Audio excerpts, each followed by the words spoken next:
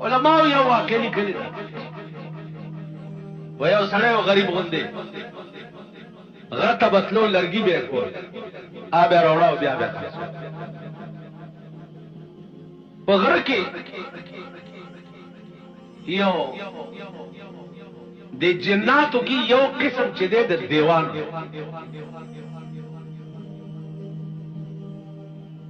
نو یو دیو په دې غره کې ورته ملاو شو ته لکه څه کوې وی صاحب لرګي کوم دا وړم بیا خرڅوم دیو ورته وایي چې ښځه داسې چل دی چې راشه ما سره یو غر دی د هغې لرګي وړه او خرڅوی او زما او ستا به یارانه وي بس چې راشې زه او ته به یو ساعت مجلس سره کوو بیا لرګي وړه او بیا خرڅوي سړی بوتلو د چندړو غر ته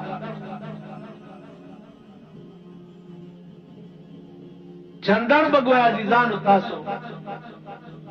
لیدلی یا نه او ډېر بهترین لري په دنیا د خدای کې داسې خوشبویه شی به دې بل نه وي لیدلی لکه د چندړو لښتې ما سره یو کونټۍ چا راکړې ده د چندړو کونټۍ د لاس چې ولا داسې وروړې نو ټوله ورځ به دې بیا د لاس نه بوي تاسو خیال نه نو د چندړو یو بهترین لرګی دی چې د الله په خصوصي مهربانۍ پیدا شوی دی او عام طور په دې غرونو کې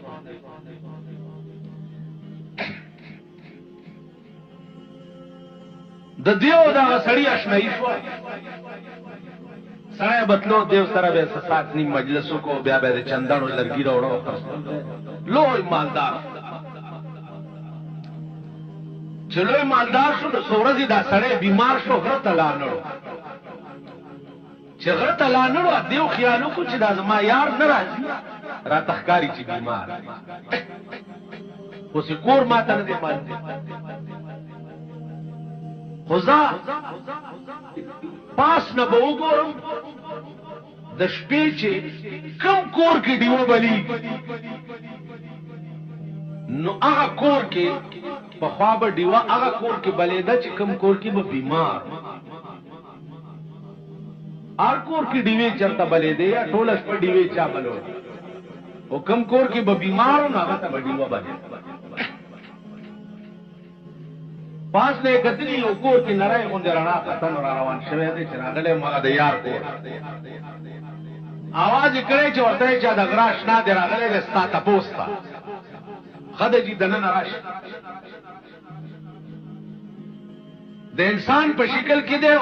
په کټ ور سره کېناسته څنګه یې ښې جوړې دا سړی ورته وایي دی دیو ته چې دې کټ نه لږ ته په دې بل کټ کېنه تا نه ماله بوی راځي هغه ویل ډېره نو بل کټ کې کېناستو یو ساعت لاړو څو ورځې پس چې دا سړی جوړ شو او غره ته ورغی دی ورته ویل ښه شوې ویل او صاحب جوړ شوم اوس تا هم ډېره مهرباني پوښتنې ته راغلی ویل ښه ده داسې چلو که چې لرګوله خو راغلی او تبر در سره دی خو اول به په دې تبر ما په دې سر وهي این رستو به لرګي کېږي اوس دې زیر و زبر کو هغه ورته ویل ته زما دوست دی اشنا دی څنګه دې په تبر ووه هغه ویل که ځان دې روح پکاري خو فورا ما په دې سر په تبر ووه کړي بس کار دې خراب دی دړه کې دا خیال کړی چې زارو ځانه به څه مینتې کې خو ځان دې خلاص کړه بس تبرې والا را پرېښی دی او په دا سرې چې والی سرې دوه منځه کړی هغه بیا سر داسې نیولی دی او ده ته ویل ځه اوس لرګي کوه تلی دی دیو چېرته لس شل ورځې سر یې ټیک شوی چې ټیک شوی دی نو دې سړي خو دا خیال کړی چې زه دې خلاص شوی او غر دې خپل شو چې بیا دې ورغلې د خبروزانه تلو راتلو لرګي به کول را کول چې راوته دی ولا چې کتلی او هو جوړ شوې هغه ول ګور زخم د تبر څنګه شو ولې دا بالکل ورغه او ټیک شو ول خاصنا خبره وره ستاد تبر زخم ورغه او جوړ خوازه چې ستا کور ته درغلې تپوس او تا ویل چې مانه بیرته کېنه تا نه مانه بوی راځي هغه زخم مې په زړه کې والله کوي او مغه ستا بس مغه تبر ته اغسته دی او د گردن ته ورته نیولې دی او دا سر ته الته لړل چې ته د دې قابل نه چې تاسو سره دوستي وکي یا تاسو سره تعلق دوست تاسو دا وي چې تاسو مال په دوست خدا معنی چې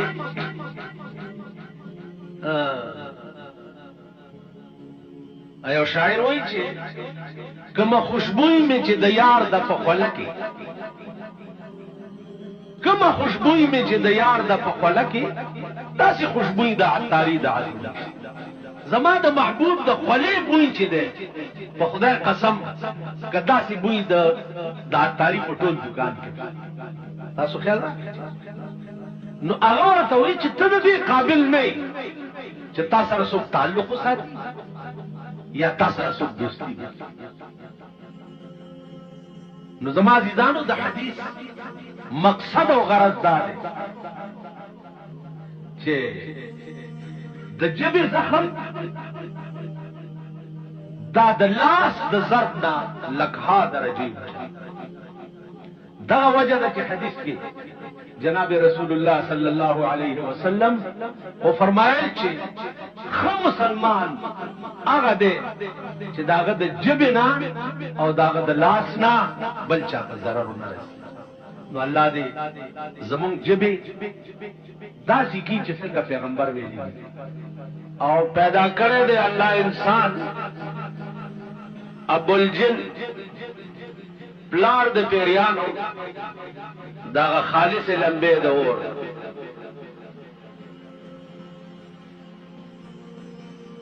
نو انسان الله پیدا کړی دی د خټه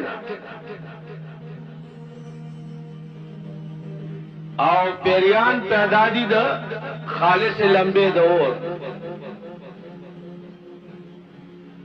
اوس د انسان تخلیق چي دی الله پاک د سلور قسمه سيزونو نه کړي دا جسم عنصري د انسان چې کوم ستاسو دی دا د سلور قسمه سيزونو نه پیدا دی خاورا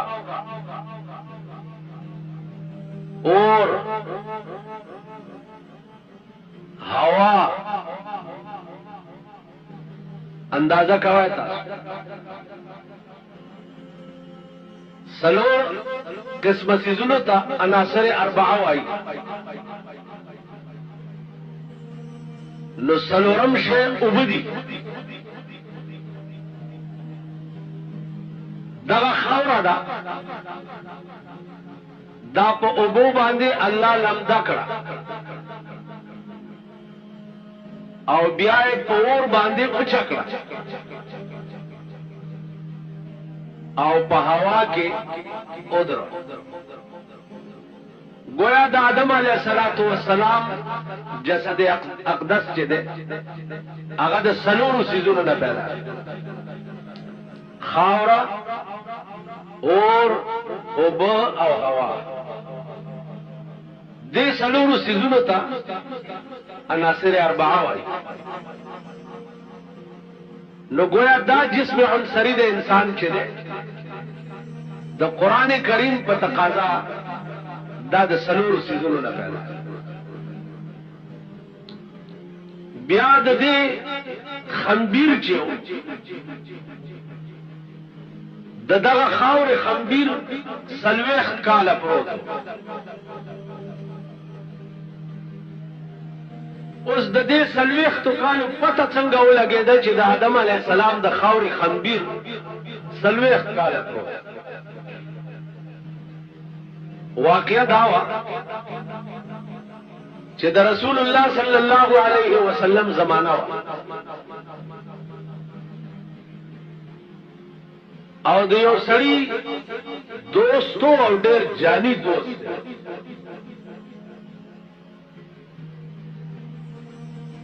په څه خبره د دې دواړو منځ کې اختلاف راغی چې اختلاف راغی نو د یو دوست قسم وخوړو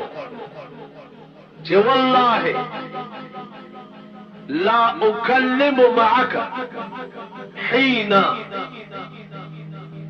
په خدای مې دې قسمی چې زه به یو حین تا سره خبرې نه کوم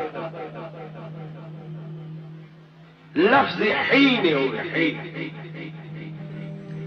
سورځي چې تیرې شوې سره پیمانه شو چې دا خو زما ډېر لوی جاني دوستو او د سره د خبرو نه ما قسم وخوړو زه چېرته صبرېدی شم که تاسو خیال وکړئ په دوستانه کې څنګه چې سړی فراق نشي برداشت کولی نو دغسې بیا په وصال کې دا چېرته برداشت کولی شي چې زه د سره خبرې نه خو دوست جی که نه دوست زمونږ پاکستان کې هغه ورځ یو افسر راته ویلي چې زه افسر منو خلقو به د واده کارډونه ډېر رالېږل او وی چې اوس د افسرانو نه لرې شوی یم جمعې په ورځ مې تمئ خو یو کارډ هم څوک راوړلی دي نو ما ورته یو شعر وویل ما شیخ سادی صاحب وایي چې سرخی چو دیدم بر لبش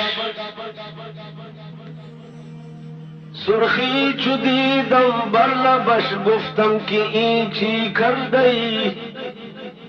د معشوقې شونډې مې سرې ولیدې نو ما ورته وویل چې دا دې څه کړي